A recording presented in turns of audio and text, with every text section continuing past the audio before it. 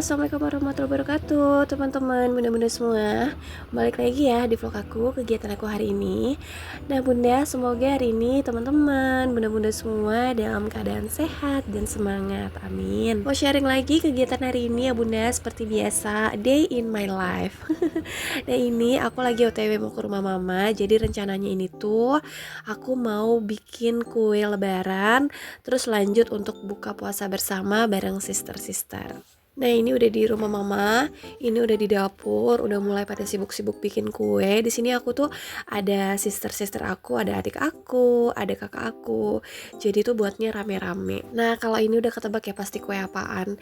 Dan aku cek, ada beberapa kue yang juga udah jadi ya. Memang kalau kakak aku itu bun, dia tuh kayak ahlinya di bidang perkuean. Makanya aku tuh kalau bikin kue lebaran, pasti aku nyamperin dia aja. Karena dibantuin dan ya kalau dikerjain sama-sama tuh kayak cepat selesai. Karena aku mau buat kue nastar, ini aku pakai 3 buah nanas. Setelah itu aku potong kecil-kecil kayak gini supaya memudahkan ketika di blender. Biasanya ya bun aku tuh nebeng nanasnya kakak aku, tapi karena aku mau buat kue nastarnya itu agak banyakan, jadi aku bawa nanas sendiri. Setelah di blender, langsung aku pindahkan ke dalam wajan karena setelah ini mau aku gongso dulu ya si nanasnya. Nah setelah di blender jadinya lumayan banyak ya bun. Ini tuh tadi pakai 3 buah nanas ukuran sedang. Setelah itu aku akan gongso. Nah ini aku tambahkan kayu manis 2 batang. Setelah itu aku masukin gula secukupnya. Untuk gulanya dikira-kira aja. Kalau nggak suka terlalu manis ya nggak usah banyak-banyak. Nah sambil aku bikin nanas yang baru, aku cek kuenya kakak aku nih. Nah ini udah kloter pertama. Ini punyanya kakak aku.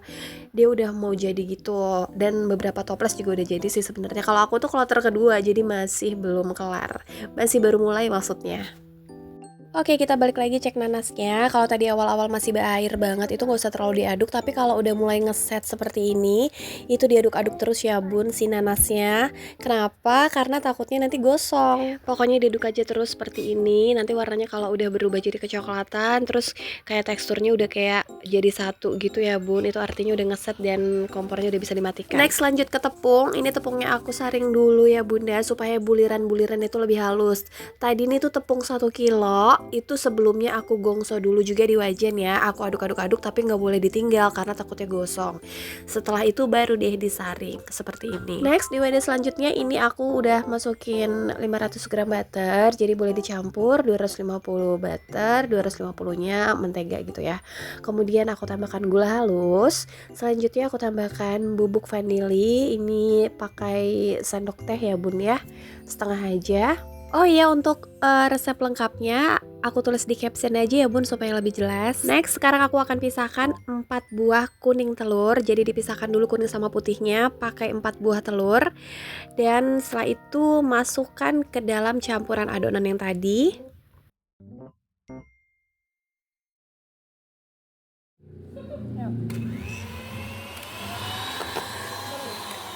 Nah untuk mixernya ini kita mixernya hanya sekedarnya aja, hanya sampai bener-bener adonannya itu tercampur ya, jadi nggak usah terlalu lama.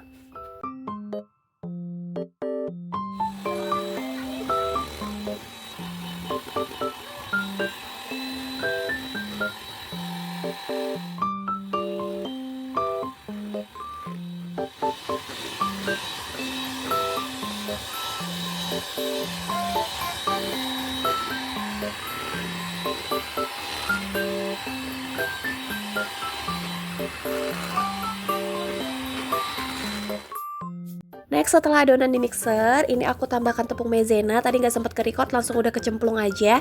Ini takaran tepung maizenanya sekitar 100 gram atau 5 sendok makan. Setelah itu aku masukin susu bubuk. Nah ini 100 gram ya bunda, atau kira-kira takaran itu 4 saset susu bubuk seperti ini ya bun. Aku pakai yang merek ini.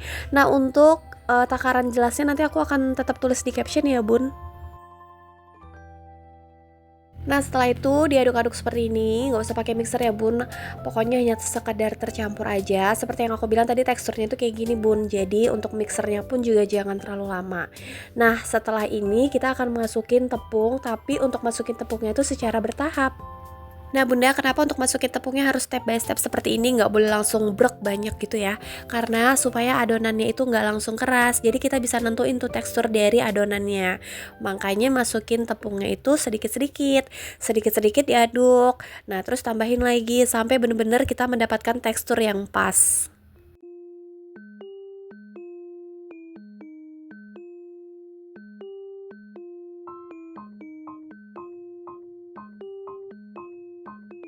Next, aku mau mulai untuk bulet-buletin nastarnya. Sebelumnya aku cuci tangan dulu. Kenapa aku record? Takutnya nanti dikira aku nggak cuci tangan ya bun. Kalau megang adonan kan harus cuci tangan sampai bersih. Nah ini kanan udah aku cuci, kiri udah aku cuci. Jadi biar jelas aja gitu ya bun kalau di videoin.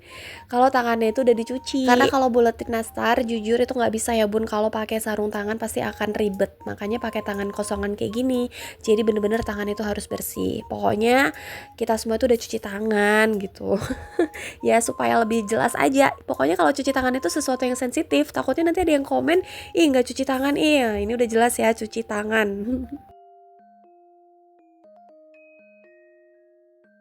Nah ini ya bun, aku ratakan dulu karena ada tepung yang belum rata. Ini tuh teksturnya nggak keras ya bun, jadi kayak masih lembek gitu.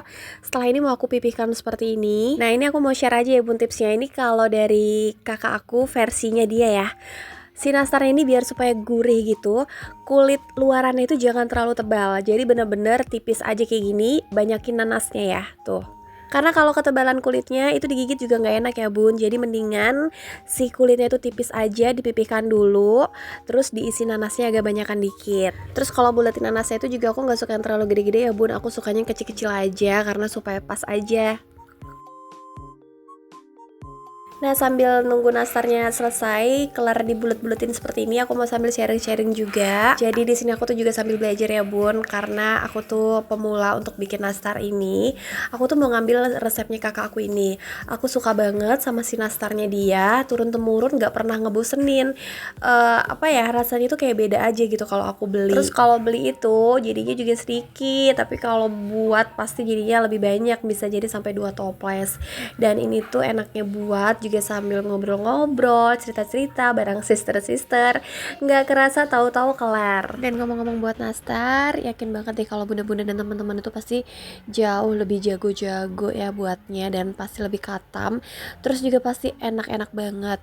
Nah kalau di sini ini tuh aku cuman sharing-sharing aja, barangkali aja nih ada pemula yang baru mau belajar bikin kue nastar yang simple, nggak ribet, tapi hasilnya bener-bener enak, bisa ngikutin resep ini.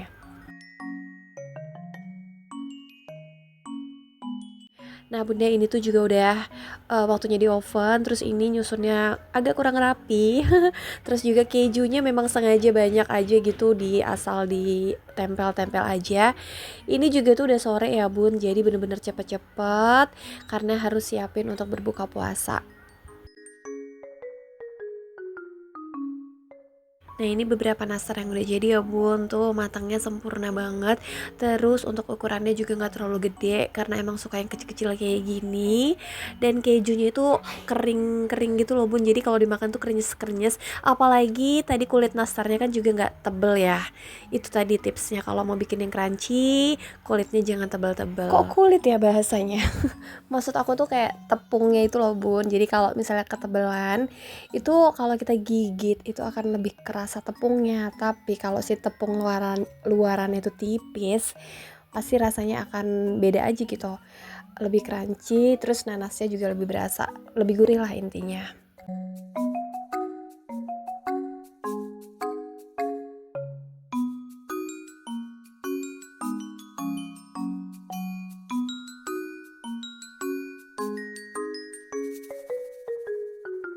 Alhamdulillah ini udah memasuki waktu mau deket-deketnya jam buka puasa. Bunda tadi aku tuh memang gak lanjutin record ya untuk yang di dapur karena memang udah waktunya siapin buka, jadinya nggak sempat video-video lagi. Itu aja tadi waktu di video ini ya bun, cukup ribet dan memakan waktu ya. Makanya aku tuh suka acungi jempol buat para konten kreator yang fokusnya nih bikin konten-konten resep-resep masak, baking, itu luar biasa sih. Nah kebayang nggak bun, mulai dari persiapan bahan, pengambilan video, ngedit videonya lagi, intinya dibuat semenarik mungkin. Makanya ya kalau kita lihat orang bikin video ketika di depan layar itu kayak bagus banget, estetik banget.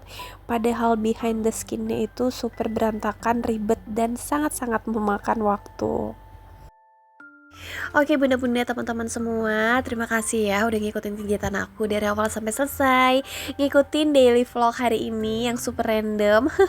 Jangan bosan-bosan ya bun, walaupun kegiatan aku yang itu-itu mulu. Terima kasih untuk teman-teman, bunda-bunda semua yang udah stay sampai saat ini, yang sudah subscribe dan yang selalu support aku. Dan sampai di sini dulu ya bun vlog hari ini. Semoga teman-teman, bunda-bunda semua di rumah hari ini ibadah puasanya lancar, kemudian selalu semangat dan jangan lupa untuk selalu bersyukur. Oke bunda, sampai ketemu lagi di video selanjutnya. Wassalamualaikum warahmatullahi wabarakatuh. See you and bye bye.